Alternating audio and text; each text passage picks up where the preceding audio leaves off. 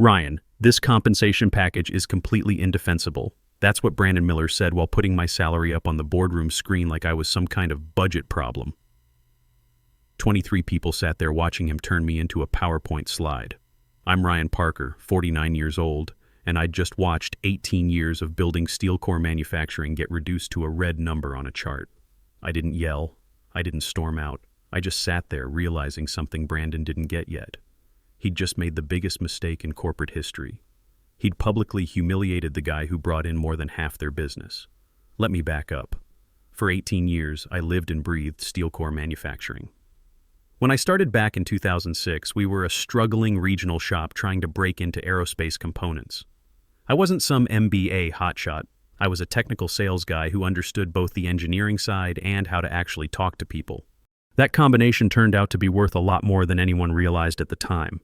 I became the guy who bridged our factory floor and the boardrooms of major aerospace contractors. Every deal, every middle-of-the-night crisis call, every client who needed someone who actually understood their problems, that all came through me. I built relationships that lasted decades. Companies like Foster Aerotech didn't just buy parts from steel core. They bought peace of mind. They bought the knowledge that Ryan Parker would personally make sure their problems got solved. It wasn't glamorous work. Lots of travel, lots of late nights, lots of technical details that would put most people to sleep. But I took pride in watching steel core grow from a $50 million regional player into a $350 million national competitor. Last year, my client portfolio alone represented $200 million in annual contracts. I didn't celebrate much. I was already working on next year's renewals. The board loved those numbers, but somewhere along the way, they forgot how those numbers came to exist. They saw profit margins, not people. They saw cost centers, not the relationships that made everything actually work. Then Brandon Miller showed up. He came from some big consulting firm that specialized in operational efficiency, which is just fancy talk for firing people and cutting costs. Brandon was maybe 38, tall, way too confident, and talked in buzzwords like he was reading from a business school manual. Within his first week, he announced that our compensation structures needed realignment with market benchmarks, which basically meant we're paying the people who actually run this place too much money. I knew that tone right away. It's the sound of someone who thinks a spreadsheet tells the whole story. Brandon walked around like he already owned the company, always carrying new charts, always practicing some presentation.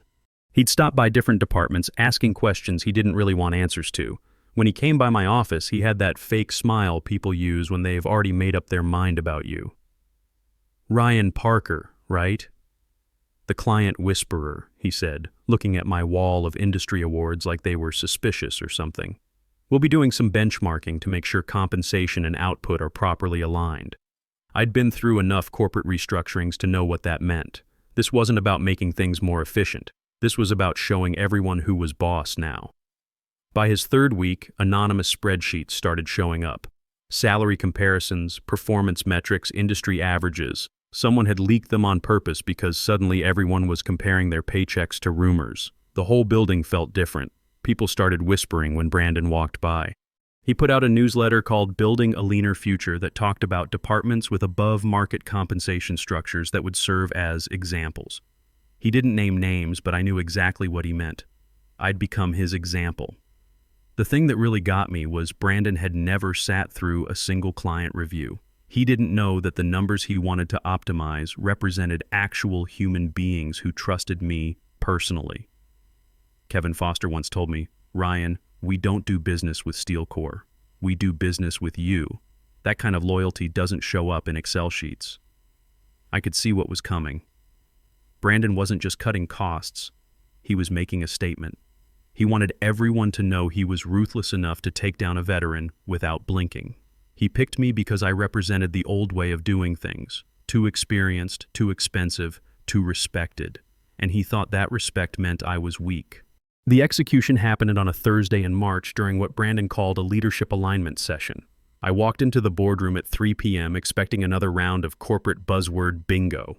Instead, 23 executives sat around that polished table while Brandon stood up front with his laptop hooked up to the big screen.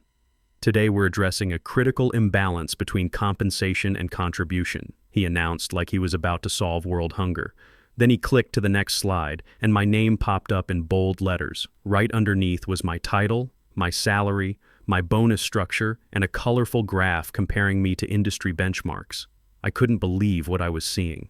For a few seconds, I just stared at that screen trying to process it. This, Brandon said, pointing at my $285,000 salary figure, is a perfect example of cost inflation at the executive level. He said it like he was exposing some kind of fraud, not talking about a human being sitting right there in the room. Everyone got really uncomfortable real quick. People started studying their coffee cups like they contained the secrets of the universe. Everyone knew what this was. A public execution disguised as a business presentation. Ryan's compensation is 58% above market rate, Brandon continued, reading from his little script. Market alignment suggests a salary between $180,000 and $200,000. We're currently paying $285,000. I felt my face getting hot. 18 years of building this company, and now I'm a line item on his efficiency spreadsheet. Finally, I said quietly, Brandon, this seems like something we should discuss privately. He smiled like he'd already won some kind of game. It's not personal, Ryan. It's just business transparency. Business transparency. Right. Nothing transparent about ambushing someone with their salary on a giant screen in front of 24 people. He kept clicking through slides, showing my revised compensation structure like he was doing me some kind of favor. A 37% cut to base pay, chopped bonus cap, no travel budget. This adjustment will save the company approximately $105,000 annually, he said, looking proud of himself. I leaned forward a little. Just so we're clear, that $105,000 represents about 0.3% of the revenue I personally manage. Dead silence. He didn't have an answer for that one. Jason Rodriguez from contracts looked like he wanted to crawl under the table. Brian Morgan from operations was staring at his hands. These were guys I'd worked with for years, and they couldn't even look at me. I sat through the rest of that meeting on autopilot. When Brandon finally wrapped up his little show, people filed out without making eye contact. I walked straight to my office, closed the door, and sat there listening to the air conditioner hum. On my desk were client photos, handwritten thank you notes, holiday cards from families whose businesses I'd helped save during rough patches. Each one reminded me that my real value wasn't on Brandon's spreadsheet. It was in relationships he couldn't measure or understand. My laptop was still open from earlier. I scrolled through my client contacts, 127 companies, each representing years of trust and relationship building. Then I opened another folder I hadn't looked at in months. Inside was an email from Jessica Collins at Pinnacle Aerospace. She'd reached out 8 months ago saying she admired my approach to client relationships and wanted me to consider a senior role. I'd turned her down out of loyalty to Steel Core. Reading that email again, I finally understood the difference between loyalty and being a sucker. At 3:45 p.m., I wrote my resignation. Keep it simple and professional. After careful consideration of today's compensation discussion, I am resigning from Steel Core Manufacturing effective immediately. I am grateful for the years of partnership and wish the company continued success in its efficiency initiatives. I sent it to Brandon and the whole executive team at 3:58 p.m. Then I started packing my personal stuff, photos, one industry award, and a notebook full of client contacts that legally belonged to me. Nobody tried to stop me. Most people avoided looking my way. They understood what happens after a corporate execution. By 4:30, I was in my car heading home. My phone started buzzing before I even got out of the parking lot. Ryan, this is Kevin Foster. I just heard what happened. Please tell me it's not true. It's true, Kevin. They called it market alignment. Long pause. Well then, I guess we need to align our business elsewhere too. Where are you thinking of landing? I told him I'd let him know once I figured it out. That night was crazy. My phone lit up like New Year's Eve. 17 messages from clients, all asking basically the same thing. What's your next move and how do we follow you there? I didn't respond to anyone that first night. I didn't need to. Their reaction told me everything about where the real value lived in those relationships. Friday morning, I called Jessica Collins back. Jessica, this is Ryan Parker. Remember that conversation we had about 8 months ago? Of course. Are you finally ready to have that discussion? I am. How serious was that offer? Very serious. When can we talk? How about this afternoon? 2 hours later, I was sitting in her office at Pinnacle Aerospace, going over the details of a chief operating officer position. Jessica didn't waste time with small talk. She'd already heard through the industry grapevine what had happened at SteelCore. "Ryan, I'm not going to pretend this isn't perfect timing for us," she said straight up. "We've been looking for someone with your background and client relationships for months. What Brandon did was stupid, but it's our gain." The offer was solid. $270,000 base, 20% bonus potential, full travel budget, and a small equity stake. But the best part was Jessica's attitude. She understood that client relationships drive revenue, not the other way around. "I'll need 2 weeks to transition things properly," I told her. "Take whatever time you need. We want this done right." I walked out of that meeting feeling something I hadn't felt in months: respect.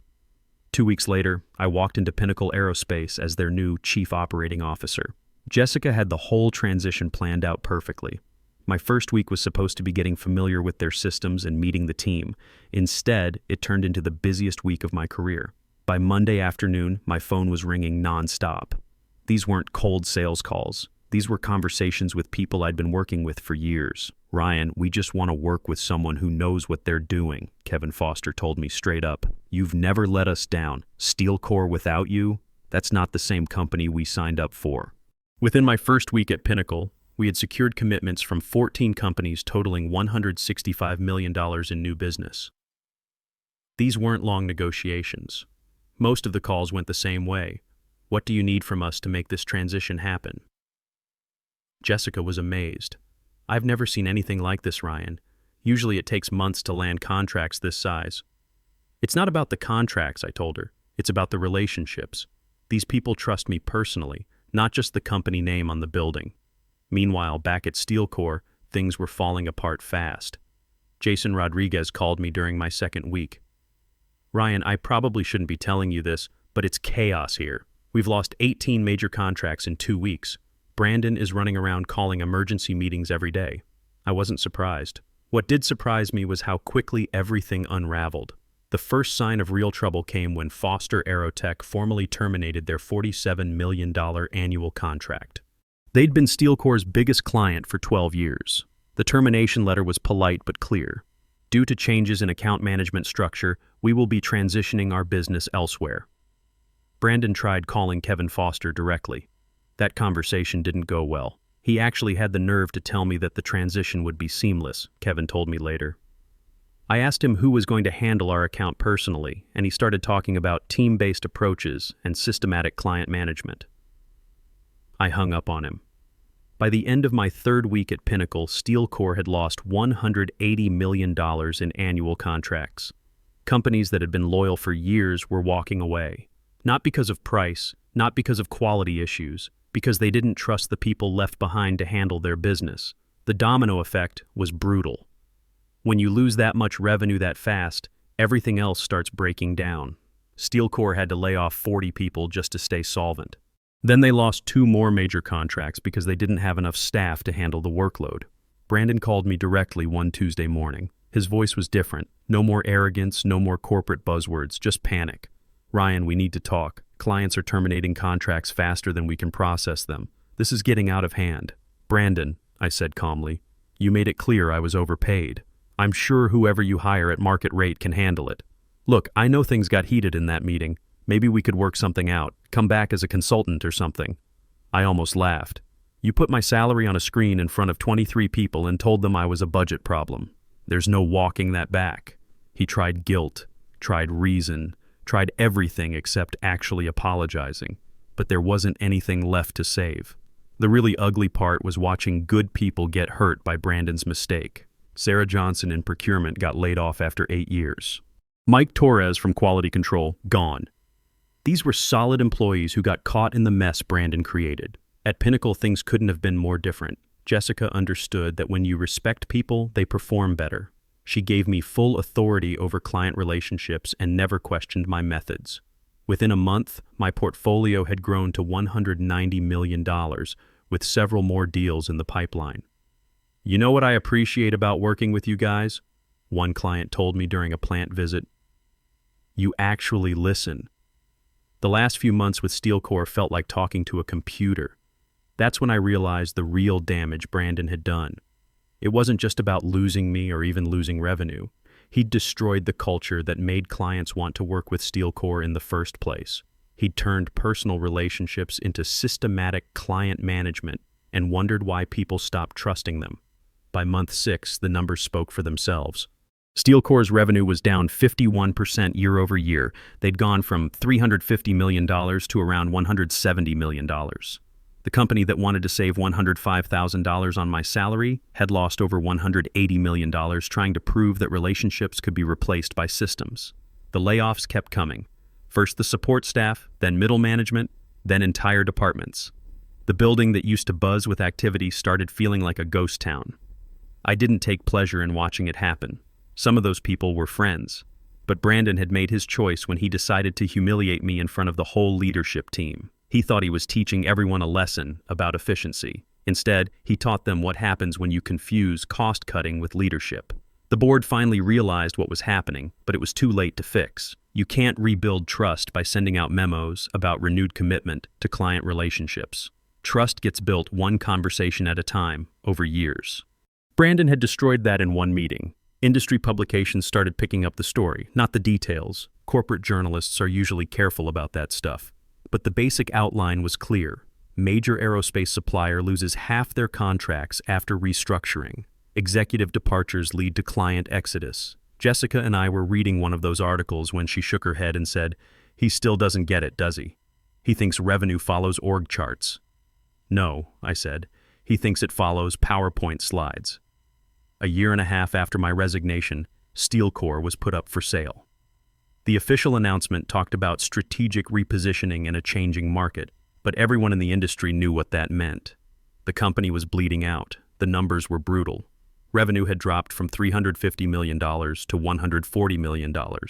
They'd laid off nearly 60% of their workforce. The building I used to walk through every day was mostly empty offices and quiet hallways. Brandon lasted exactly 14 months after his big presentation. The board finally realized that their cost-cutting genius had cost-cut the company into near bankruptcy. His termination was announced as a mutual decision to pursue new opportunities. In corporate speak, that means they fired him and didn't want to pay severance. I heard through Jason Rodriguez that Brandon's exit interview was legendary. Apparently, he spent 2 hours explaining how the client losses were due to market volatility and industry consolidation trends. Right up to the end, he couldn't admit that putting someone's salary on a screen might have been a bad idea. The acquisition happened in March, almost exactly 2 years after that boardroom meeting. Titan Industries bought what was left of SteelCore for $85 million, roughly 25 cents on the dollar of what it had been worth when I was there. Most of the remaining employees got laid off during the integration. Jessica and I were having coffee when we saw the announcement. "You know what the really sad part is?" she said. "That used to be a good company. They had solid people, good reputation, loyal clients. Brandon destroyed all of that in less than 2 years." She was right. SteelCore had been built by people who understood that business is fundamentally about relationships. Then Brandon showed up and tried to turn it into a spreadsheet optimization problem. At Pinnacle, things couldn't have been more different. By the end of my second year, my portfolio had grown to $280 million. We'd hired 45 new people to handle all the business that came with the former SteelCore clients. Jessica made me a partner with a 5% equity stake. "You've basically doubled our company," she told me during my second year review. "I'd be crazy not to make you a full partner." The industry recognition started rolling in about 18 months after I joined Pinnacle. First, it was Aerospace Weekly naming me Client Relations Executive of the Year. Then Manufacturing Today did a feature story about building long-term client relationships in a short-term business world. The Harvard Business Review article came out last spring. The $105,000 cost cut that destroyed $350 million in revenue. How spreadsheet management kills relationship-based businesses. They didn't use real names, but anyone in aerospace could figure out what they were talking about. I keep a framed copy on my desk, not because I'm proud of what happened to SteelCore, but as a reminder. Right next to it is a printout of Brandon's PowerPoint slide with my salary highlighted in red. Every time I look at those 2 pieces of paper, I remember that moment in the boardroom, the silence, the stares, the feeling of being reduced to a budget line item. Then I remember what came after. The phone calls from clients who trusted me more than the company name on the building. The loyalty that spreadsheets can't measure. the quiet satisfaction of watching arrogance destroy itself. Kevin Foster stopped by my office last month during a plant tour. You know, Ryan, I've been thinking about what happened with Brandon. The guy never understood that we weren't buying parts from Steel Core. We were buying peace of mind from you. That's when it all made sense. Brandon looked at my $285,000 salary and saw an expense. My clients looked at that same number and saw insurance. They were paying for 18 years of experience, for someone who answered his phone at 11 p.m. when their production line went down, for the guy who understood their business well enough to solve problems before they became disasters. You can't put that kind of value in a PowerPoint slide. People ask me sometimes what I learned from the whole experience. Mostly I tell them this: when someone shows you who they really are, believe them the first time. Brandon showed me exactly who he was in that boardroom, someone who confused humiliation with leadership and cost-cutting with strategy. But here's the thing I didn't expect. Walking away from that situation was the best business decision I ever made. Not because of the money or the recognition, but because I finally understood the difference between working for people who respect what you do and working for people who see you as a budget problem. At Pinnacle, when I suggest something, Jessica listens. When clients have problems, I have the authority to fix them. When I bring in new business, it's celebrated, not analyzed to death in efficiency meetings. That's what respect looks like in the workplace. It's not complicated, but apparently it's rare. The final irony is that Brandon's market alignment strategy would have saved Steel Core $105,000 per year. Instead, it cost them their entire company. They wanted to prove that relationships could be replaced by systems, and they ended up proving exactly the opposite. Sometimes the best revenge is just being professional and letting other people's stupidity speak for itself. You don't need to sabotage anyone or burn any bridges. You just walk away and let them discover what your presence was actually worth. If there's one thing I'd tell any experienced professional facing a similar situation, it's this: don't stay where your value has to be defended more than it's recognized. Life's too short to work for people who think loyalty is a discount they deserve rather than trust they've earned. The lesson? When a company calls you overpaid, don't argue with them. Just let them find out what your absence really costs. Because eventually, the same people who undervalued you will turn their mistake into a business school case study they paid millions to create. In the end, Brandon learned that loyalty isn't something you can cut from a budget. It's something you earn one relationship at a time and lose in a single PowerPoint slide. The most expensive mistake a company can make isn't overpaying good people. It's underestimating what they're actually worth until they're gone.